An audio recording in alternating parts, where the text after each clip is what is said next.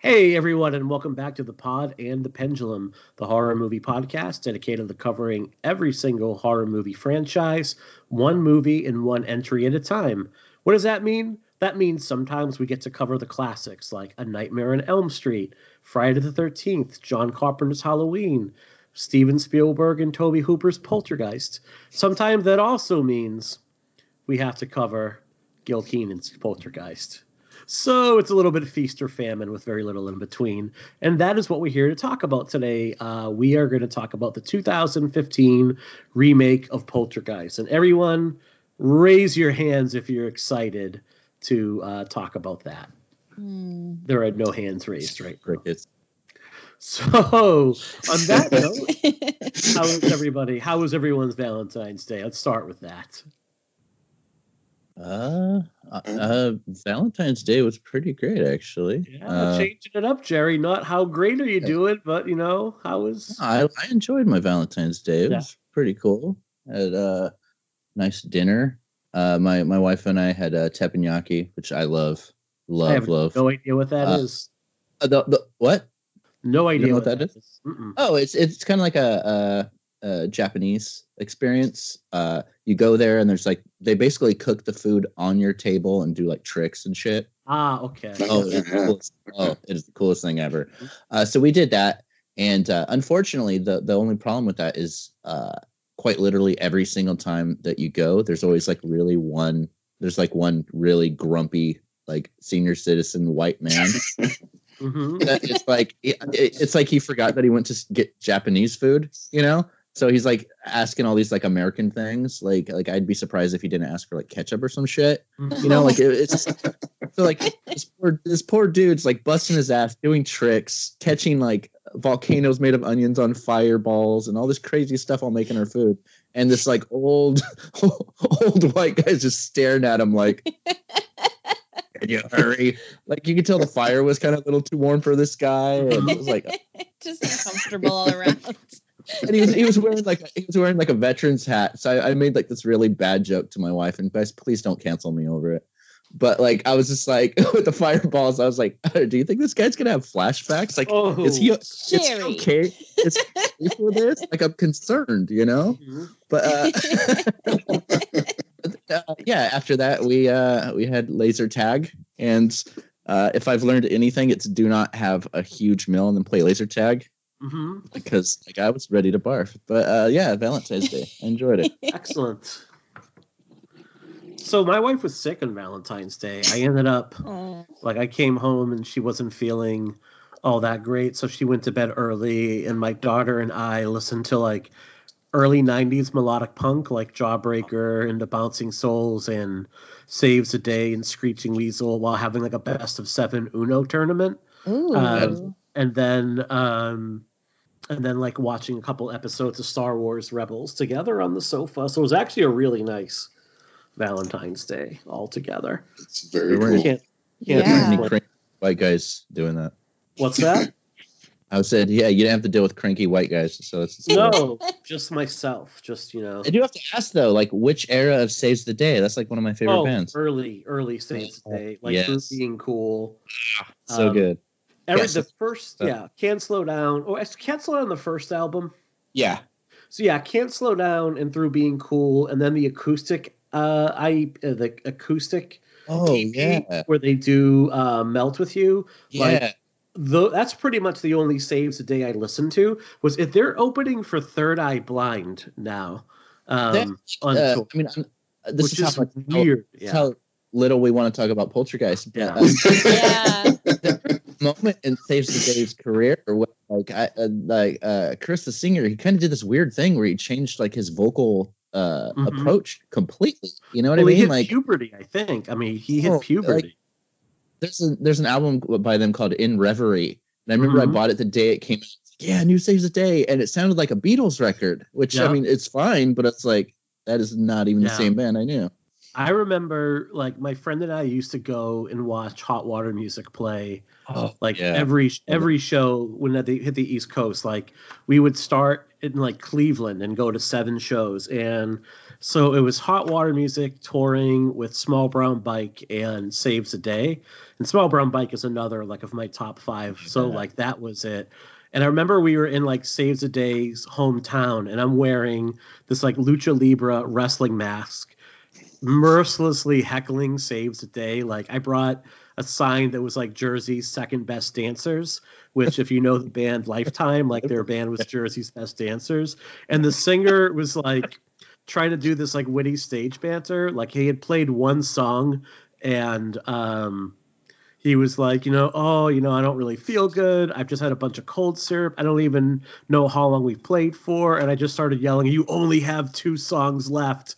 And everybody just stopped and looked at me. And I'm like this like crazy dude in like this mask with horns on it and this flowing mullet. And then later he was like, I'll ask a trivia question, and if you like get it right, I'll make you pancakes tomorrow morning. And I yelled out the answer, and he just looked. He's like, "Ah, shit." So yeah, it's like the most uncomfortable show. But yeah, the good old days. How about everybody else? Veronica, Brian, how are we doing today? Good. Our Valentine's Day was actually really good too. My husband can never pull off a surprise, and it's because I'm the worst. Like I'm a librarian, right? So like I look up everything. If he gives me even the smallest hint, I can usually find what he's doing, whether it's a gift or an experience.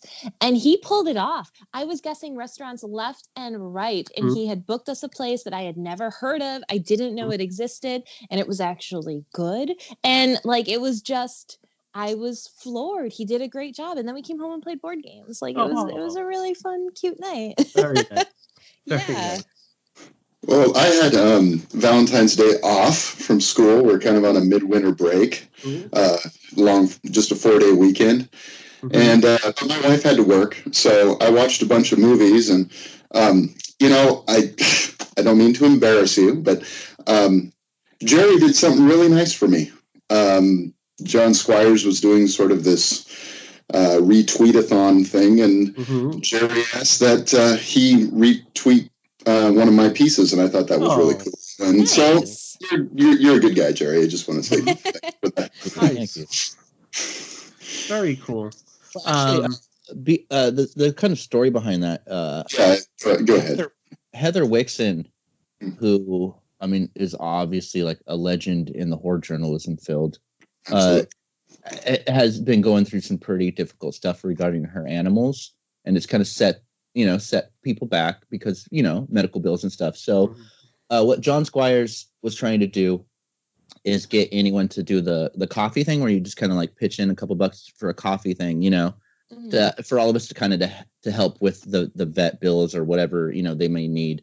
And he did this thing where like if you contribute, let me know, and I'll repost something from you on Bloody Disgusting Twitter or whatever, and I contributed. I didn't need anything retweeted. And honestly, like, I'm not trying to turn this into like a mushy thing, but like Brian's really kicked ass, like honestly, like when you come across someone who is so passionate about writing and stuff, you kind of want to do anything you can to help them with that, and Brian deserves it. And his work is exceptional. Listeners, if you get a chance, read what Brian writes. I'm a fan. You guys will be too. So that's the only reason I did that. Thanks, guys.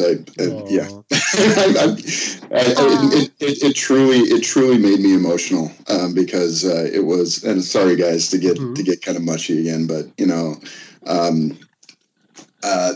Jerry's the whole reason I even had the guts to try this, and he believed in.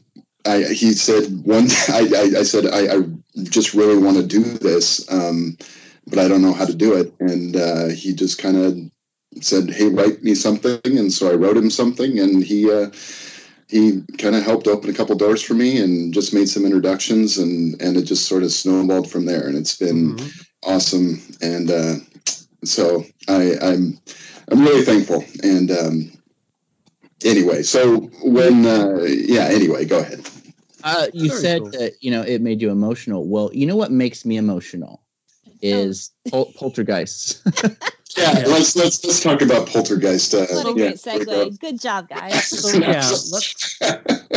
So let's talk about the 2015 remake of Poltergeist, helmed by Gil Keenan, I believe, correct? Yes. Director of Monster House. Which is shocking. Because Monster House is, I think, one of the best original animated horror light movies.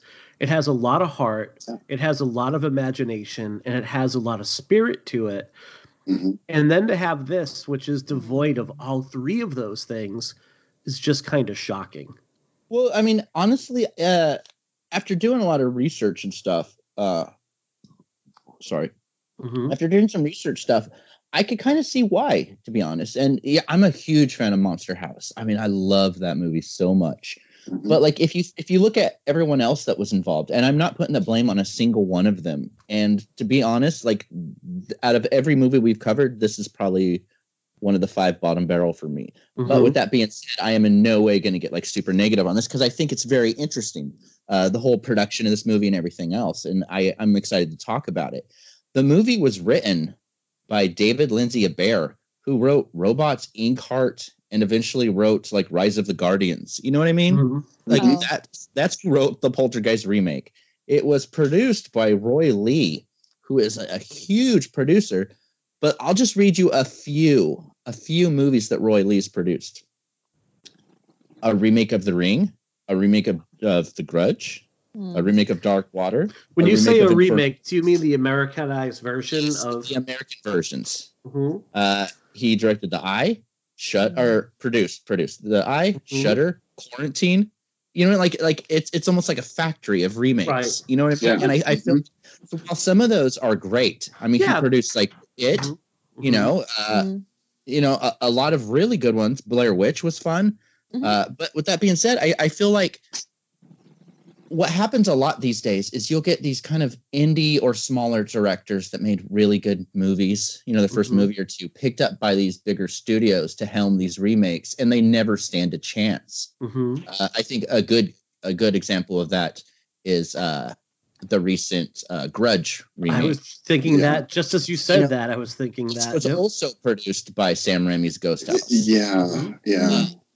I think what happens is you get these kind of either like auteurs or really talented up and coming directors and give them this big shot, but you don't give them what they need as far as freedom.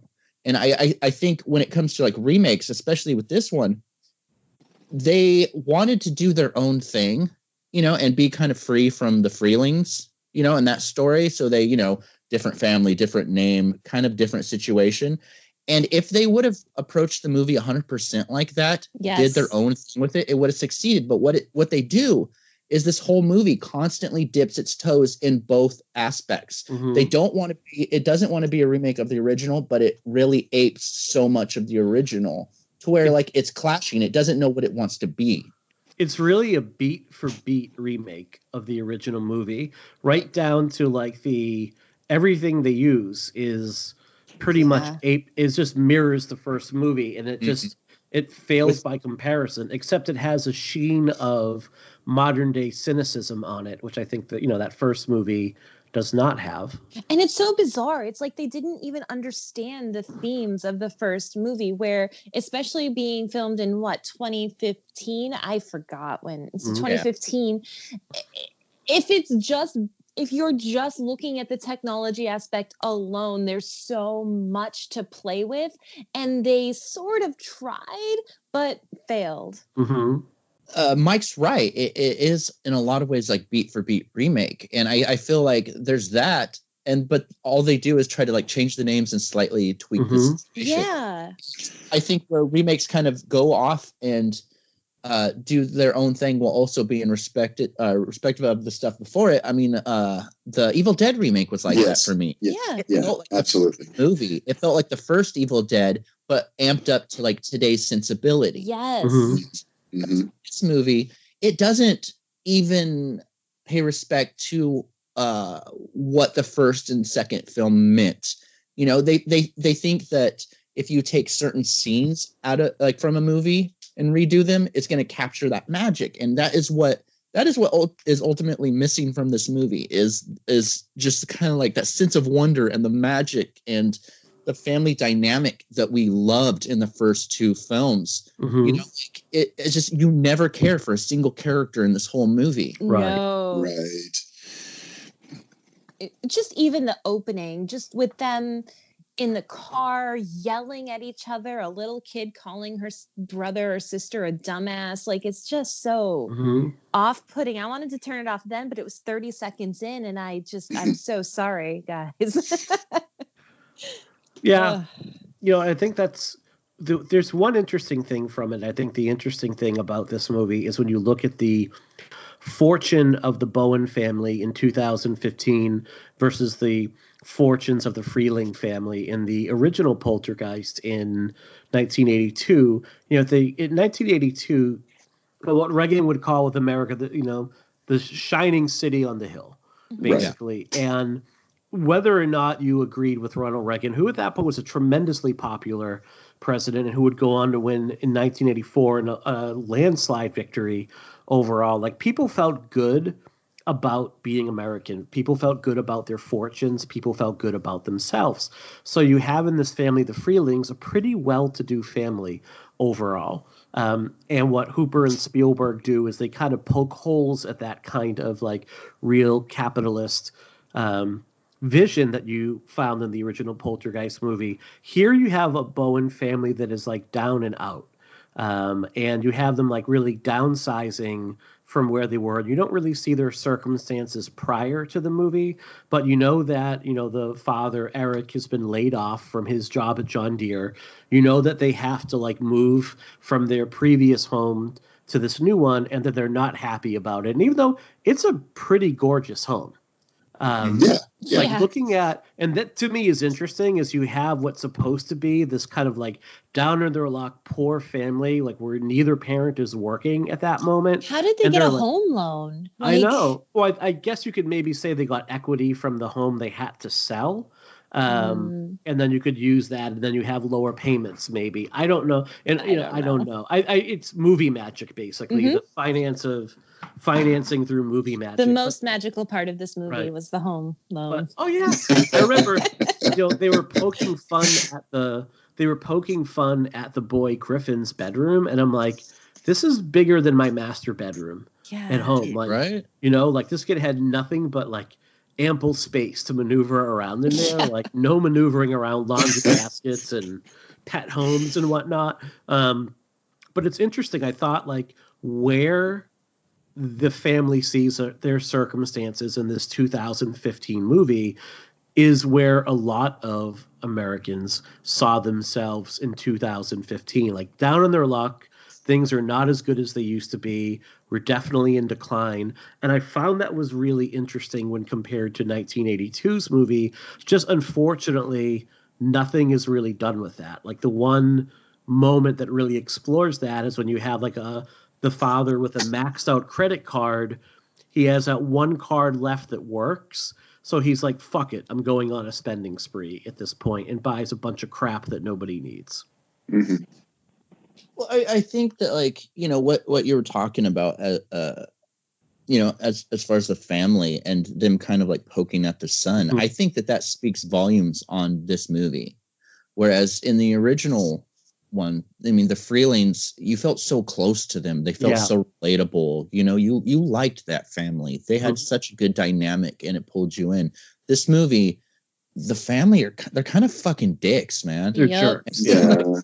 Like, I pardon my French, but like they're kind of like, it's hard to like these people, right? And I think that translates to every character in this film. How could you not like Jared Harris? Right. Yeah. I mean, like that's our new Tangina in this movie, and it just crashes. He comes across like a used car salesman or something. It's just really slimy and oily and gross, and it does not. It doesn't do service to sort of the spirit of the character that Tangina is in the original trilogy at all. Right. Which is interesting because I mean, even from production standpoint, I mean, this movie was made by people who know what they're doing. Right. Mm-hmm.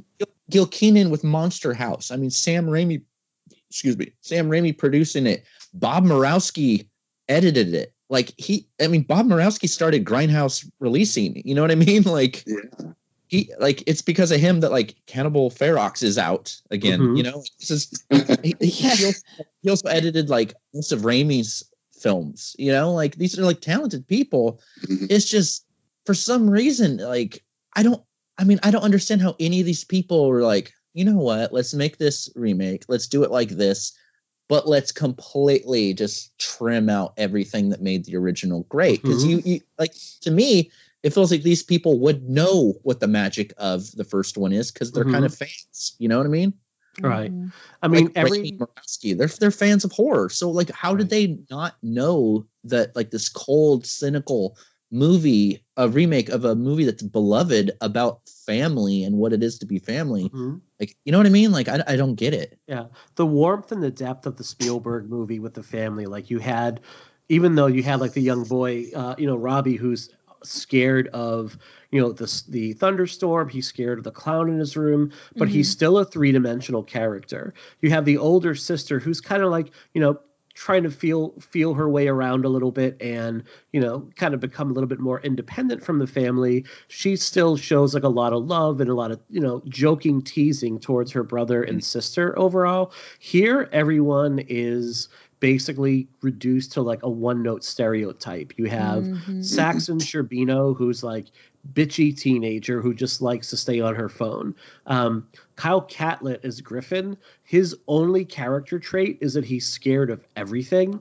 And from the moment he's first on the screen, every moment he's on the screen, I just like have, there's a line in George Orwell's 1984, like if you want to picture humanity, picture a boot smashing on someone's face over and over again. And that's how I felt about this boy Griffin. Like every moment is on screen, he looks like he's just smelling this like stinky egg fart the whole time. And I'm like, oh my God, I fucking hate you and want you to go away. Particular. Yeah, I really just dislike this character, like it to an irrational degree. Did not like this character. Like, I'm sure the young boy who played him, like he was told, like this is how we want you to play it. God, I have nothing against little Kyle, who probably is 20s now and could whip my ass. But oh my God, it's just such an annoying character. The mother's character, Rosemary DeWitt is basically reduced to a woman she's given birth to 3 children, and that's pretty much it. That's really, that's it. Like that's her character. Like mom, that's all. Which is a bummer because I mean, as an actor, she's great. I mean, I liked her arc on Mad Men a lot. And even like a throwaway movie like, oh God, what was that awful Ben Stiller movie she was in?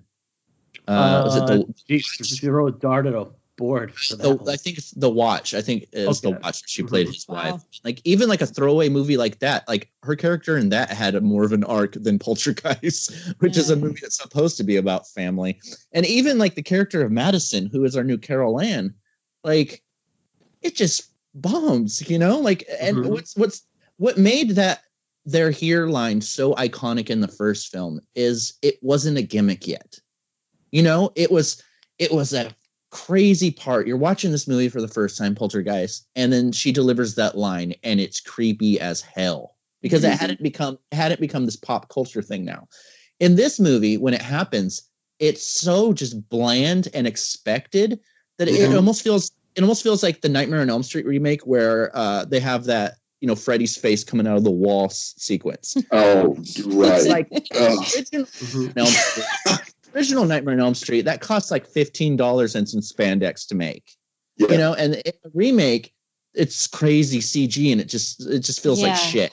And like that's what the "They're Here" part in this film reminded me of. It's just like I was kind of expecting that, and now that it's here, man, that was bad. Like and it was go ahead. No. I was just gonna say that every little sequence in this film that kind of mirrors the original is approached in that manner. of, oh, here's something people love in the original, let's throw it in. But they don't realize why that was in the original. There's no context. There's no emotion behind it. You know, it's just thrown on there to kind of like, I don't know how to properly phrase it, to kind of like jerk off the audience that loved the first film. Yeah. Like it's, so that is my positive take. Well,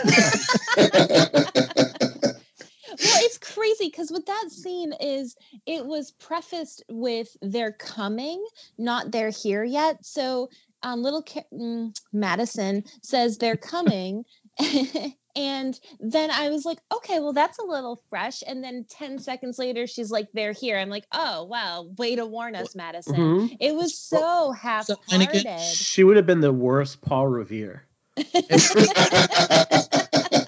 Like the British would have already ransacked Boston by the time. Oh, by the way, Jared Harris would have been on the back of his horse. So, Thanks. What was the line that she said before they're here one? She said they're coming, so which is weird because viewers of this movie never do because it's a constant. Never, no, it's just jerking off with no lube. It's so sad. Here's a question for you because I think that one thing about this. This movie is a dry hand job. Actually reminds me I need to actually purchase some more lubricant because we are low. Make a note. Thank you, because I can add that to the shopping list for this week. So, speaking of lubricant, the thing about this movie is it does basically hit a bunch of check boxes like, okay, television comes on, hands up against it, you know, catchphrase there. Paranormal investigators here, like everything mirrors the first. Oh, creepy clown doll is here. Creepy tree is here. Like you hit all of those beats overall. So here's my question: there is a 33-year gap between Poltergeist and Poltergeist the remake overall. This is a PG-13 movie. Yes, this movie spawned 2 sequels, but neither of those sequels were massive. Like it's not like your Friday the 13th or Nightmare on Elm Street series, which number 1 had a new entry that came out every year, it seemed like, for close to a decade, and number 2, the sequels like built upon the previous ones, meaning like they usually made more money than what came before it. And you have like these iconic characters overall. Like if you show a kid Jason Voorhees, he might have never seen a Friday the 13th movie, but he knows who Jason is. How many, seeing that this movie is kind of aimed for that teenage audience, like what percentage of people do you think saw this movie actually saw the first movie? Because there's not a great Blu-ray release of Poltergeist. It's a pretty bare bones one. It's not a movie that streams on Netflix or Amazon Prime, and it's not something that's really in heavy rotation on like things like Fear Fest or anything like that. I mean, I think ostensibly you could be like a teenage kid walking into this movie because you like Insidious and The Conjuring, but have no idea like that this is a remake. Am I out of my mind when I say that? No, I think that's fair. And I think maybe that teenage kid would like this movie more than we do. I mean, although if they've seen Insidious and The Conjuring, no, they do not. But you're right. I mean, that's a fair take. Honestly, I think that Poltergeist is such a just event-filled not event-filled, but like a movie that everyone knows. You know what I mean? Like even if you haven't seen it, you know, everyone knows the, you know, they're here line. They know it's from Poltergeist. Like even my kids know what Poltergeist is. Like, but they knew before I even showed them. You know what I mean? Like it's just part of like this big thing that if you like horror, even on a casual sense, you know, even if you're not a fanatic, everyone knows what it is. You know, like I when this movie came out, like I remember even people that weren't big horror fans, you know, I remember hearing them talk about it. You know, like I do think that it's widely known, but at this, like also, and I'm not trying to jump ahead to like, you know, box office and stuff, but I do think it's important about what we're talking about as far as capturing, you know, the original kind of stuff and how this one fells. It has been all these years since the original when they made this movie. And all these people, like I said, have great experience in horror. They knew what made the original work, and they kind of failed at this one. With that being said, like, this movie cost, I think, $35 million to make. Mm-hmm. You know what I mean? It didn't make much. You take a film like Insidious that came out 5 years before, captured everything, every single thing that made Poltergeist work. Insidious captured that. And they didn't need a huge budget. Insidious cost $1.5 million to make. And it made just under 100, because that is what this movie should have been.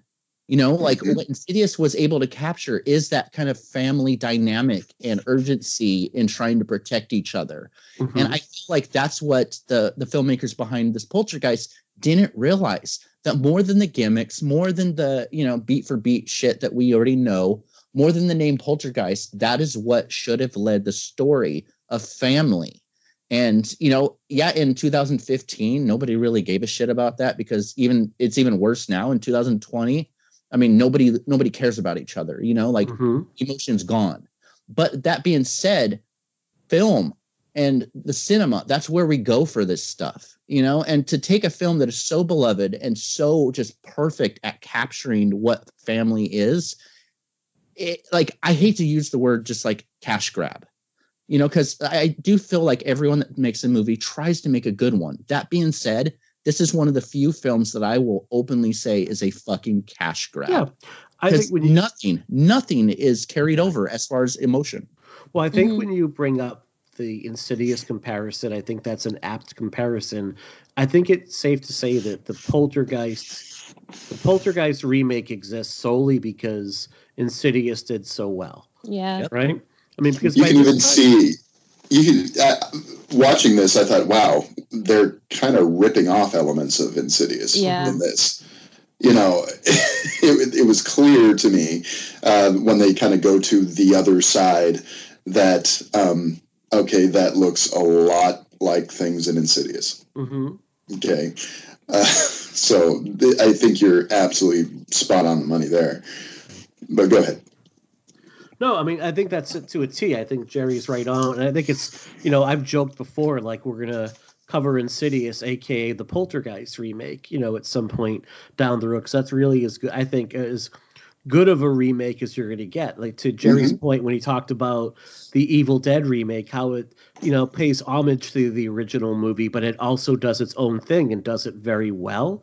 I think Insidious, like, looks at a movie like Poltergeist and it says, like, hey, these are the things that we appreciate about the movie. And even as far as, like I mentioned last week with Poltergeist 3, you can look at a movie like Insidious, you can look at a show like Stranger Things and see where it borrowed ideas from, like, Poltergeist 3 in terms of how it depicts that mirror image of this world, and how it applies it to their own original material at that point. Here, I don't, you know, Jerry, you had mentioned, like, I think you're spot on. It's as pure as a cash grab as you can get, because so much of it just mirrors that first movie, beat for beat for beat for beat, except, like you said, it strips the heart and the soul of that movie out, and it replaces it with this kind of cynicism that I think existed to such a degree in 2015 and still exists to this day. Totally. And and even though I said cash grab, I almost don't even mean that as an insult towards the filmmakers, because what studio or executive or producer didn't say, what the hell just happened? This James Wan movie cost $1.5 million to make, chump change, and it made almost $100 million. It made, I mean, that is astronomically successful. That and Paranormal Activity made Blumhouse. You know what I mean? Yep. I understand why they would be like, wow, how do we capture what Insidious just did? Well, we have the property of Poltergeist. Let's go for it. So from a business standpoint, I get it totally. You know, it is a business. It is the film business. That being said, don't fuck over your fans like this. And like, I hate that I said that, because I can't stand people that say that shit. You know, like, oh, this movie ruined my childhood. This movie didn't ruin my childhood. It just annoys the shit out of me that it exists. Yeah, it's just ruined the 90 minutes or so that I had to watch it. Oh, no, totally. And it's just like, I just don't get it, you know? And like, I hope you know, we're probably going to have to do like an add-on to this eventually, because I was just reading that another remake has been greenlit by the Russo brothers. Did you read the same thing? The guys at the Avengers. You know, so I mean, you know, here's hoping, fingers crossed. But I mean, it's just, that's what bothers me, is like, I love franchises so much. I mean, that was one of the things that really made me want to do this, you know, when Mike was like, hey, let's do this. But I do like franchises that are either all good or fluctuates, you know, like I don't mind a couple bad eggs in a franchise, because it's going to happen. But when a franchise, I think, consistently gets worse with each film, it bothers me. Because, you know, like the first Poltergeist, amazing. Second one, it's just as amazing. I mean, it's fucking great. Third one, and then this one's just like, wow, like, you know, there we go. Like, it just bothers me so much. Yeah, I would say like you could be forgiven if you forget this movie exists, because this movie does not make me like Book of Shadows makes me angry as someone that loves the original Blair Witch Project. What was the movie that one of our listeners took me to task on for being so negative about? I want to say it was Rob Zombie's Halloween. Yeah. And he was like, I like you guys better when you find things to like about a movie. And I'm like, well, I'm not going to lie. You know, I'm not going to sit here and lie about how I feel about a movie. And this isn't the everybody gets a trophy participation podcast. It's like, here's how I feel about it. And this movie doesn't bother me so much. I mean, it's competently made. It's not ugly. The performances are, you know, they're performances. But it's just like, you kind of like, you finish it, you move on with your day, and you kind of forget that you watched it. Seriously, that you say that is so funny, because that's exactly how I feel about it. I've seen this movie twice. I saw it a few years ago, and when I went to watch it again now, I was like, I remember absolutely nothing about this movie. I watched this movie, 4 days ago, and I remember one line from the whole movie. I don't remember anything about it. It is utterly forgettable. That's my biggest issue with it. It's not for me that it's bad. It's that it's just completely forgettable. It's unnecessary. Yeah. And I do think that there are some things about this movie that I do like, actually. You know, it will never get that Goldsmith score again, but the score by Mark Streitenfeld, I actually like. And he's actually one of my favorite composers. You know, he did The Gray, he did Prometheus, which I love that score. You know, he's done some really good, you know, musical cues throughout the years. And I like what he did. I mean, it kind of lifts off of the original a little, but it kind of does its own thing, which, you know, that's what we were saying earlier. Like, this movie could have done its own thing without relying on the original. Me personally, I love when remakes, I'm not anti-remake. If a remake takes kind of the magic of the original, but does its own thing. Like I said, Evil Dead. I love the Suspiria remake so much. I think I'm one of the 5 people that liked Black Christmas. You know, I like it. I like it when remakes do their own thing, because like that's what should be done. You know, people are so pissed that you know, they just announced another adaptation of The Thing, but like, that doesn't bother me at all. You know what I mean? Like, if you want to do your own thing with the movie, I'll be there opening night. Right. But not having the confidence or even the will to do your own thing, that is what puts me off. I mean, like I said earlier, they don't want their characters to be the Freelings, but they're kind of aping off the rest of the movie. You know what I mean? Like it's just like, go for it. You know, go all in. Don't like half-ass something. And ultimately, that's how I feel about this movie. It's a very half-assed effort. Yep.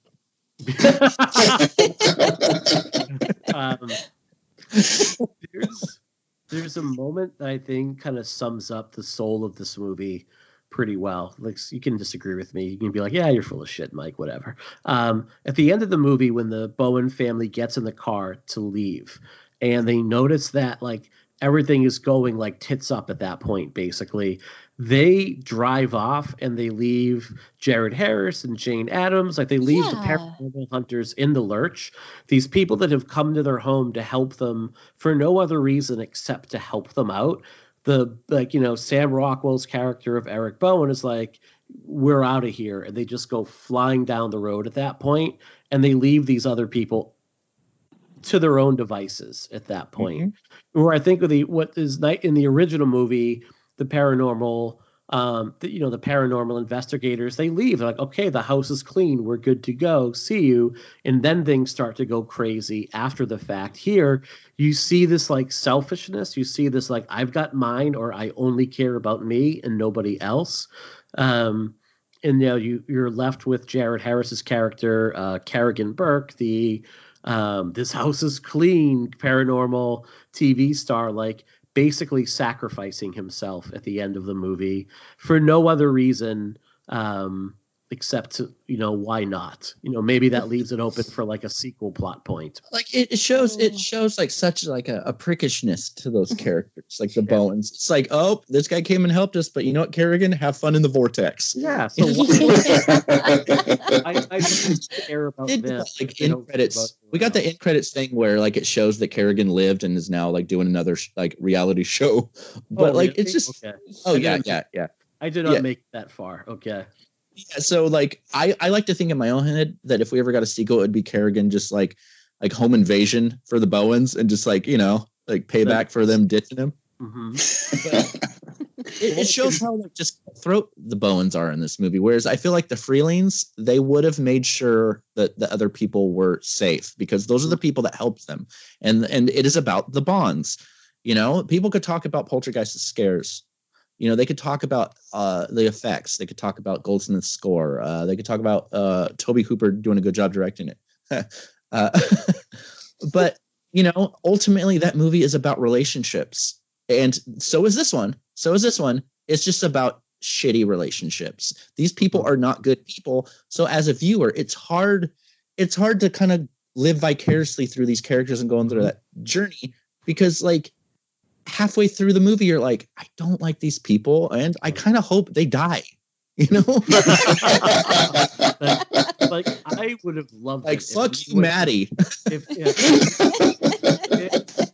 If midway through the movie, if like Griffin's character was ripped in two by that tree, like he was a chicken wing, oh man, I would have given this a 4-star review. Veronica, I'd be interested in your take on this on this aspect of the movie. There's a bedroom scene between Eric and Amy early in the movie. No. Look, we're not going where you think I'm going right now. Where the weed smoking of the Freelings is replaced by a real honest conversation about the state of their finances, and the mother Amy is saying like, look, I can go back to work. And the dad's response is, your job is to be a mom, basically. Like that real kind of pride, that real sense of like, I'm the man, I'm going to be the breadwinner. Even though this guy works in American manufacturing and his job has been outsourced to China. So unless he's going to move his family overseas, he's probably not getting a job anytime soon. Any thoughts on that? Anything that kind of jumps to mind? Like I would be interested, like in terms of, I think you had said before, like, hey, there have been times where, I've had to be the provider overall, so I'm kind of interested in your take on when you see a scene like that play out, if it just gives you kind of like deuce chills overall. No, I agree with him. Okay. I'm kidding. But what I think is like, so currently, like my husband's in college and I'm working, and it's been this way for about 2 years now. And but previously I was in college and he was working, so it's just kind of a back and forth. That weird male pride of, well, you're a mom, like you can be a mom and also have a job. Did you know that, Sam Rockwell? Like, well, I don't mean to throw that on Sam Rockwell. I'm sure he has different ideas than Mr. Bowen, but Mr. Eric Bowen. But it doesn't, when it's in a good movie, it kind of irks me. When it's in a movie like this, it's like, oh, they didn't really have anything else to say. So, I mean, they're not going to give her a job that would expand her character a little bit too much for this. So it was throwaway for me. Well, the thing is, like, I'm not a mom, but like that scene kind of irritated me, a lot, because like what that scene makes me think about is my wife, and my wife works at a museum, is a full-time student going for like art therapy, a painter, and a mom because we have a shitload of kids. Like, you know what I mean? Like I hate that. And maybe that's why I've gotten so much hate in the last few months for like standing up for like movies like Black Christmas and Birds of Prey. Yeah. Like everyone seems to think that like, oh, here's woke male. Not really. I'm just a fucking human being. But like this, like stuff like that scene in this movie, it irritates the hell out of me because, to be completely honest, and if we have any misogynist listeners, they'll probably hate me more. But hey, fuck you, this is your show. I most of people that are like me, because it's like we're shitty, like women are so much. I'm not better than us, but like, dude, anything I could do, my wife could do like 10 times better, and that's just reality. You know what I mean? Like I hate that. Like we had such a good character, Jo Beth Williams character, and got so good. I mean, I would say that her character's just as good as Craig T. Nelson's. Yeah, absolutely. And the thing about her character too is she didn't go through this period of growth, right? Because she already started with her own personality. She didn't need the growth in the first movie, whereas she was just a complete person, not, as Eric Bowen would put it, just a mom. Like, you're a mom. Like she was a mom, and she also, was spiritual and open and just open-minded. And it's so crazy to me that Rosemary DeWitt just got none of that. And it's so unfortunate because, like you'd said before, she's just had some really killer roles and she's a really killer actress. And yeah. I maybe it's like a weird like thing that I do, but sometimes there's certain actors that early roles will never like leave my head. So watching Poltergeist and seeing Sam Rockwell be kind of like a dick to his wife, like I couldn't help but think, listen, motherfucker, you started out working for Shredder. Like you have shit. You worked for the fucking Foot Clan, buddy. Well, I find it like very, it sums up the spirit of this movie that, we talked a little bit before. Oh God, I just lost track of thought again. That's how interested I am in this movie. So bear with me here for one sec. I did find it like really interesting that when you have a family that's down on its luck and really hurting financially, that, I would rather lose my home and be live off of the streets than see my wife work is really like a weird ethos, I think, to have at that point. It just strikes me as like super bizarre. And like it's 2020, and despite having I don't want to get too political, but despite having certain leaders in our world that kind of set us back on the evolutionary scale every day of this administration. Also has this flip side to that. The flip side to that is we do live in a time where, I mean, those fucking like the kind of patriarch dynamics, I think, should be eradicated. It is 2020. If a woman wants to be the breadwinner, let her. That's her fucking prerogative. Like this idea, like you said, that, that his character would rather be homeless than have his wife work. Like maybe she's fucking more talented than him at working, Or maybe she's really bad at it and he's trying to save face for her. Like, I mean, I do have, so I have written up. It's way too much. I have friends who choose to stay home, and it's because whether they're male or female, it's because their partner makes enough money to be able to have them stay home with the kids, or it wouldn't make sense for them to go off and work because of daycare costs, or the significant other can actually make a little bit more when they work overtime than anything part-time this person could do. So it doesn't matter what somebody does. Whereas, like I said, with this movie, it was so throwaway to me, but I totally get how it could get under somebody's skin too, because it does. Because just do whatever the fuck fuck you want? Like, bring money in so your family can eat. Who cares Right. who's doing it? Well, the other thing too is all the kids are school age, so it's not like, what does she do between the hours of 7 and 3 when they're at school? Like, who is she watching? I mean, it's to me, it's bizarre that like you can't have both in 2000. And I mean, why don't they make a compromise? Why don't either of them work and send those fucking kids to get a paper route? Yeah, exactly. Why don't they? You know what they could do is they could rent out Griffin as a human punching bag, and you could have like aggro therapy where you're like, because I usually like when I counsel children that are really angry.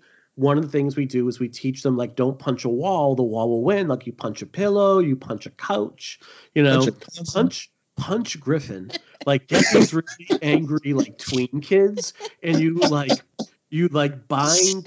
put Griffin in these cement shoes, and you bind his arms and his sides, and you just let kids, like, tee off on that fucking.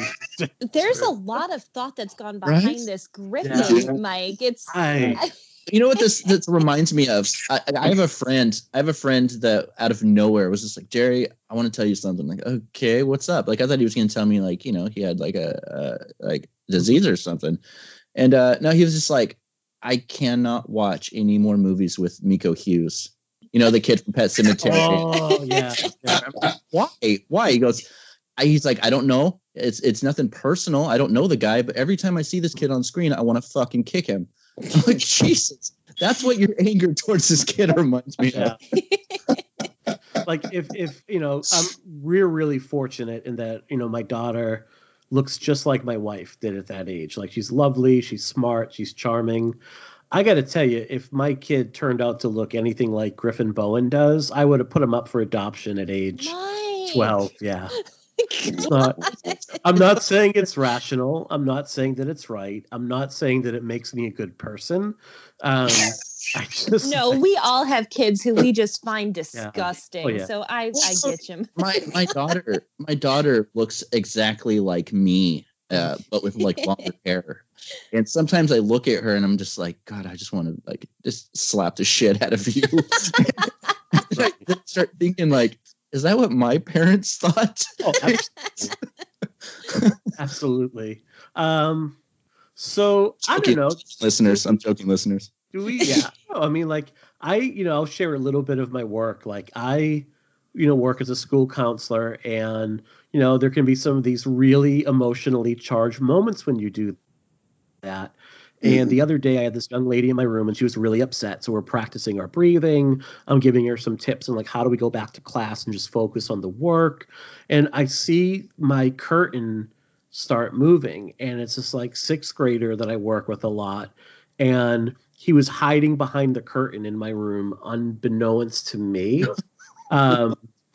just being a goof as I'm doing this. And like, it was the closest I've ever come to wanting to put someone through a wall at my job. I had to march him down to the principal and be like, this is just unacceptable. And if it happens again, I'm pushing to have him suspended. Like, but I was so mad, and I had to do my own like deep breathing, because you have to let it go. And, I saw him the next day and had a chat with him about why that was wrong, and it was fine. And, you're not going to get too upset. But in that moment, you're like, oh, man. I mean, he was my own personal Griffin Bowen. What do you look behind yourself right now? That kid was like hiding in the corner of your house. What was that? Oh, man. Like, if he was behind me, like if he's like in my closet, like right now, then that would props if he found out where I lived, and then like, I would be like, props to that. That I would appreciate, but like it becomes this big like the setup that he's been working on for like years, unbeknownst to you. Like he's trying to like simulate your life. He takes over me. Like he becomes like the outsider in that new Stephen King show on HBO. He's a personal outsider. He gets me convicted of. Just be convicted of these, horrific murders. Like that would be, at that point, you got to give it up at that point. Yeah. So do we have more to say about this movie? I feel like we're drifting off topic. I feel like we're drifting off topic on purpose at this point. There's nothing. I mean, what else is there to pull out? There's nothing that's thematically relevant. There's nothing that's over the top scary. There's nothing it's just such a nothing movie. It's just nothing. So, I mean, I do think one good silver lining in the fact that we're talking about, not in the movie itself, but in the fact that we're talking about Poltergeist 2015 and it being a movie that really hates women kind of working. I am going to follow that up after this is over by going to watch Birds of Prey again. So there you go. Okay. All right. Yeah, I have not been able to make my way to the theaters. Like, there's a few things I wanted to see. Gretel and Hansel. I want to see Birds of Prey. Yeah. I'm actually morbidly curious about the Sonic the Hedgehog movie because it's getting good reviews. People are liking it shockingly. What I have been like, I do have to ask though, are there any movies that you're kind of almost embarrassed that you do want to watch? Always. Because like since the first time I saw this trailer, because we go to the movies a lot, so we to the same goddamn trailers over and over. Right, since the first time I saw the trailer, there's one movie that my wife is just like, I'm not gonna watch that. I have no idea why you want to watch that, and it's my biggest obsession to watch, and that is The Photograph. The what? The Photograph. The Photograph, right? Oh, okay. I haven't seen that movie yet. Yeah, no, Mike and Brian like watch that trailer. Yeah, like, Okay. I mean, look, Kate Stanfield is in it. Like, it can't be bad. It looks all right. Like, I know. That's one I'm definitely gonna have to watch alone, probably. So there are a few things that are out right now that are definitely worth people's time. If there's a movie that I'm going to watch more than After Midnight this year, I'll be fucking stunned. Can't wait. Oh, so good. Where can I watch that, Mike? I'm curious too. Amazon, Vudu, iTunes. You can buy it now. And I'm not sure if you can rent it, but I know you can buy it for like $15, and it's definitely worth it. It's definitely I will buy that. penny. I got to introduce it at Telluride Horror, and it reduced me to like a puddle by the end. I mean, I absolutely love that movie. I saw it last year under its original title, and I didn't know that it was acquired and the title was changed. So I heard all these people talking about this new movie, this Jeremy Gardner and Christian Stella movie and the plot, and I was just like, wait, didn't I see that last year under a different name? Yeah. But it is. Mike is 100% right. That movie is so good. And there's also like VFW. VFW is I've heard great things about that. So many movies that just came out that like people should check out. Aunt Timpson's first is it Aunt Timpson's first movie directing? Or I know he's produced a lot of films. But Come to Daddy, starring Elijah Wood, which is supposed to be bizarre. I would strongly urge every one of our listeners to go support Come to Daddy. For a reason. We can't. Not only because Aunt is awesome and Elijah Wood's haircut. Go watch Come to Daddy because our favorite dickhead hated it. That's all I'm saying. There was there was a review. Not just hated it, but like personally attacked it. Like it unreal. So yes, go see it. And Timpson is what he did. Yeah. The review of that movie focused less on what was in the movie. Like 5 paragraphs of the review were dedicated solely to like how it was financed. And the fact that it had like a lot of international financing, it was really bizarre. And it was not a great review. And I wasn't offended reading that review, but it just seemed like there were some out of left field attacks in the movie that seemed less about the movie and more about being maybe a little bit out of touch, I guess would be to put it kindly at that point, without calling down a shitstorm, on my head again. There's another movie that's on video on demand this week too. That's another like fucked up romantic horror movie, and it's like Sacred something. I can't think of the name of it. I wanted to mention it here as something to look out for, and god damn it, it's bothering me that I cannot remember the name of it at this point. But between VFW, Come to Daddy, and After Midnight. You have three phenomenal, we spent an hour talking about a movie that we felt was pretty soulless and really the byproduct of like, what do the studios think people want, kind of like assembly line auteurism at that point, where between After Midnight, Come to Daddy, and VFW, as well as Bliss, which is on Shudder, so you get double your Begas at that point. You have Guns Akimbo comes next week too. Oh, excellent, good. Oh my god, I love that movie so much. I'm interviewing Daniel Radcliffe for it this Friday, and I'm beaming. I'm fucking so ecstatic about that. But Guns Akimbo it's one of the funnest. Oh my god, it is like an action movie for genre fans, and it's just it's like pure just insanity. I would love to hear him talk about. I hope you ask this, and you can tell me to fuck off if you want. I would love to no, get your own interview with Daniel Radcliffe.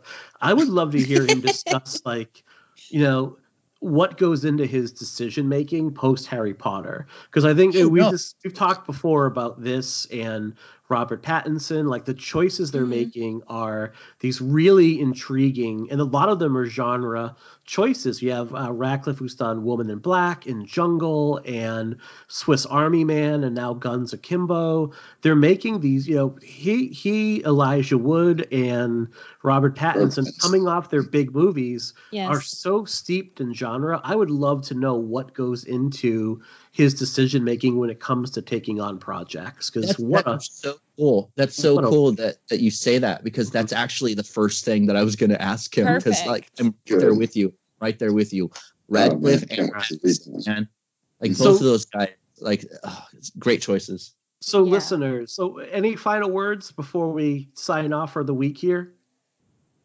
My underwear is happy.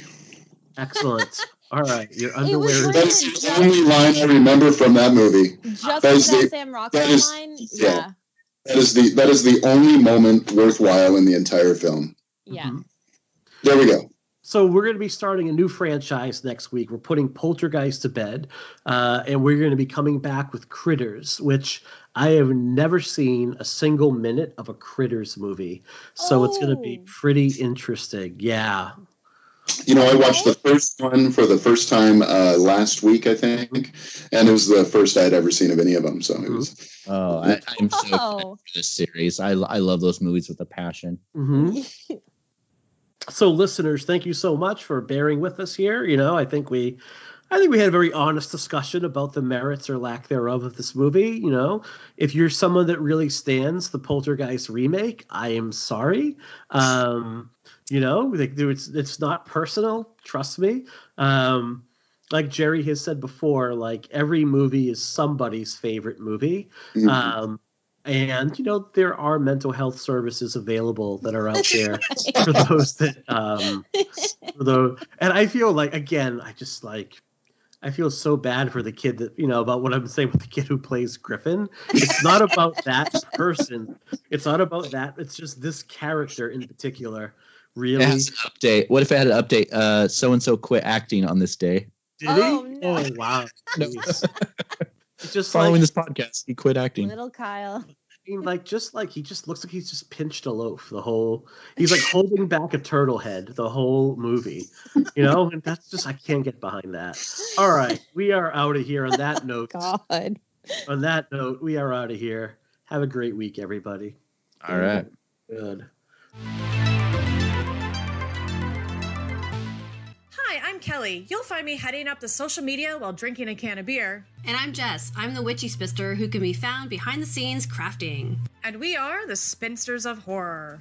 We have a monthly horror podcast called I Spit on Your Podcast, which is semi-academic with a dash of feminism, and we aren't afraid to tackle tough subject matter or just have a little fun. You can find us on our website at www.spinstersofhorror.com. Follow us on Twitter at Horror Spinsters. You can find the podcast on iTunes, SoundCloud, Spotify, Stitcher, and more. And remember, the future of fear is female. Hey, everyone, and welcome back to the Pod and the Pendulum podcast. A little bit of bonus content for everyone right now. To celebrate Women in Horror Month, we want to continue to bring a spotlight to a lot of the young women that are creating in the genre right now. And we have a quick little interview with a young adult author, Ivana Sanders, who has a book coming out this fall, The Beckwith Brothers. It's a young adult suspense thriller. The tagline is, in the atmosphere where conspiracies run rampant, Downers Grove cannot anticipate the fallout when myths, the legends, the fully grown boys finally come home. Ms. Sanders, welcome on. How are we doing this morning? I'm doing very well. How are you doing, Mr. Mike? Thank you for having me on. Oh, it's a pleasure. It's our pleasure. So, Ivana, tell me a little bit about, when did you first started getting into, what you're growing up into, horror or suspense films? When did you start to kind of explore the genre? Oh, they've always been my absolute favorite. I don't know. They just appeal to me. I like being kept on the edge of my seat. And I like how, some themes of thrillers or horror movies, they tie into whatever's going on in society. They capture what's going on in society and they twist that into something that's, entertaining, even more horrifying, and it makes your mind wonder. And it's very intriguing to me. And ever since I was young, I've liked, things that kept me a little on the edge of my seat. My favorite movie is even The Silence of the Lambs. So I love that sort of stuff. So you would say your taste kind of veer towards that psychological thriller, kind of true crime or true crime inspired type of horror? Yes. My book is even inspired partially by true crime, kind of tied in with the Menendez brothers story. The true crime of that. So tell us a little bit about that. I mean, for those that don't maybe remember the Menendez brothers, maybe those that didn't grow up with court TV, I think in the 90s it was at this point. Tell us a little bit about how their story ties into your book. Well, what's interesting is that, they were young adult boys, and they were rumored to have killed their parents, right? Well, we know that they did. But it became this kind of nationwide sensation, and they became, there were myths about them. They were ended up being kind of legendary a little bit in a bad way, of course, in a bad way. But also they became this draw by the media, and also by even young girls who unfortunately kind of found them attractive despite what they had done, almost infatuation type. And so a lot of that happened surrounding the Beckwith brothers in my story. Because they are rumored to have killed their parents when they were younger, before their parents and them all went missing in the woods one day, in old 70s Downers Grove. That's the story. This little small town, Northern California small town in my story. They and their family go missing and they never come back. But there were always rumors about these brothers before that happened. And so the rumor spreads around town that they are the legends who killed their parents. But people think they see sightings of them older in the forest, and there's stories of them having supernatural powers and things like that. So they become this legendary force, but they really are alive in the woods. Their parents are not. That's a little twist. Their parents are not alive. But when they come back, the town. I'm interested in what's, obviously with young adult books, the supernatural and thrillers tend to be what young adults are kind of gravitating towards. And even young adult might even be a misnomer at this point, because more and more kind of full age adults are reading these books and devouring these books on the market right now. But I'm kind of wondering what were the writers you kind of gravitated towards growing up that made you kind of lean in this direction for your first novel? I just forgot her name, but the author of Stephanie. No, that's not the right name. The author of the Pretty Little Liars series. I got into the books long before the TV show started. I actually like the books a lot more than the TV show. The TV show gravitated way too much to the stuff that wasn't even in the books and unnecessary storylines. And so that was something that really got me into. I loved how each chapter I was questioning everyone and everything, and it was just so much suspense and mystery and intrigue, and that really stood out to me as one of my favorites. I read a lot of different kinds of books, but I automatically gravitate towards thrillers. I like reading books by Bookouture, because they have a lot of women's thrillers. And also now I compare the book to, the Lost Boys movie. And also There's Someone Inside Your House by, I'm forgetting everybody's names. There's Someone Inside of Your House by Stephanie Perkins. And also I would say the Shadow and Bone, the Darkling prequel by Leigh Bartow is a new recent one that I could definitely compare the Beckwith Brothers to. Okay, excellent. And why do you think kids, or teens kind of gravitate so hard towards these books? Like when you were putting your story together, what made you say like this is what some of the kids are gonna like want to devour? I think that thrillers they pull you in. They just do. Like they just have that natural ability. And I think that anything that pulls you in is, to me, more intriguing and more likely for me to be interested in than, just maybe a contemporary story just about, some person somewhere. Okay. I need to see some person somewhere realizing that, not all is what it seems and how scary that might be. And to lead me to be scared for them, excited for their victories, sad for their defeats. And I want to follow them through, mysterious and heart-pounding situations. And I think that also thrillers, I like reading about villains. I do like reading about villains and anti-heroes a lot. They're actually some of my favorite characters because they're not good characters, but there's a lot of depth to dealing with villains and dealing with situations that are just horrible in stories or that are suspenseful or mysterious or criminal or something like that. And I think that dealing with those sort of things brings out the true personality of all of the characters eventually. You see them shed their masks basically in the face of fear, in the face of temptation. Some of these people are drawn by greed or power hungriness. Like in the Beckwith Brothers, there is a character in this story. She's a multimillionaire who lives in Downers Grove. She's considered a public figure in the small town. She herself is driven by greed and a power hungriness. Secret societies that live underground in the story of the Beckwith Brothers, who emerge, who actually worship the Beckwith Brothers and the legends that they actually have almost a cult following that no one knew about until strange happenings start beginning in 1995, when people start realizing, hey, maybe these rumors aren't so fake. Maybe these brothers are still alive.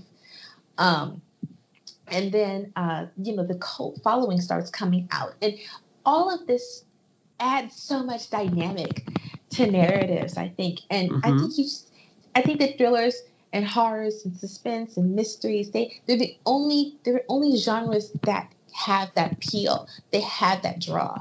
I think that's what makes them special to everybody. Excellent. Well, Ivana, thanks for joining us this morning. We're excited to help you promote this book. And speaking of which, when can readers get their hands on the Beckwith Brothers?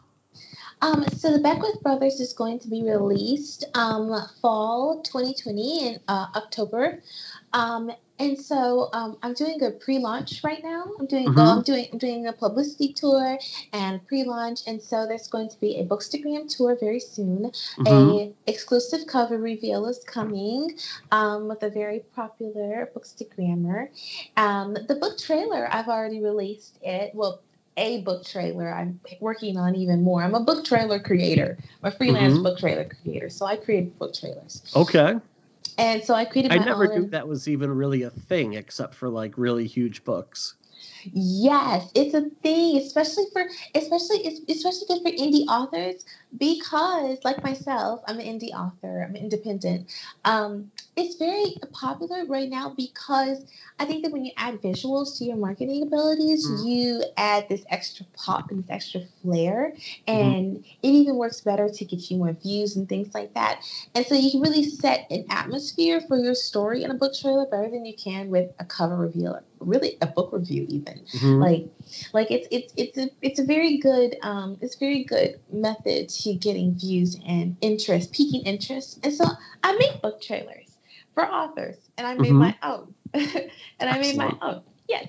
And so I'm also working on a book review tour when the arcs are released. The pre-order. The pre-order links are coming in March. There's 3 chapter excerpts posted on Wattpad right now.